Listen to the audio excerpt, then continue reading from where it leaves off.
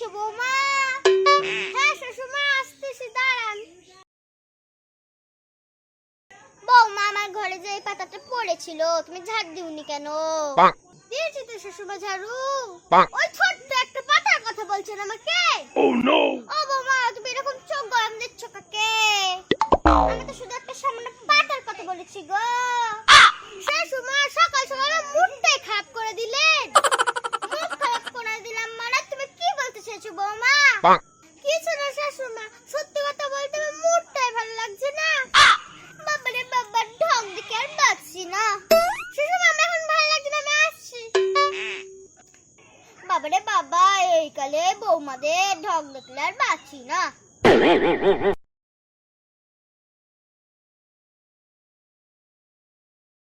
ও দিদি, কি হয়েছে গো আপনার?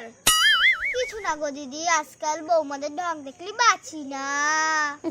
আর করেন না দিদি, আমার ঘরেও তো একই কেস। ও দিদি, তা আপনার বৌমার কেসটা কি একটু বলেন তো শুনি। আমার বৌমার কথা আর বলেন না দিদি। কেন গো দিদি, কি হয়েছে? আমার বৌমা দুপুর 12টার সময় ওঠে। কোথায় ওঠে গো দিদি? কোথাও না, ঘুম থেকে ওঠে দুপুর 12টার সময়। তারপর ঘুম থেকে উঠে বিরাজ করে আমার সঙ্গে কাজ করবে কি, সোজা মোবাইল দেখতে চলে যায়। ও আচ্ছা আচ্ছা, এই ব্যাপার। আমার বৌমা যে সারাদিন রিলস নিয়ে পড়ে থাকে। আমার বৌমা বোধহয় আমার খোঁজ দেখে চলে আসবে।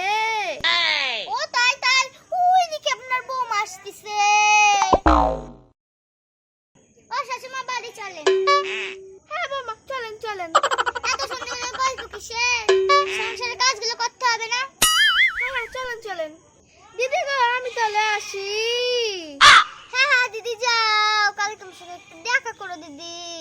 ঠিক আছে দিদি, আসবো ওখানে, এবার আমি যাই। আমার কত ঢং করবে, চলো।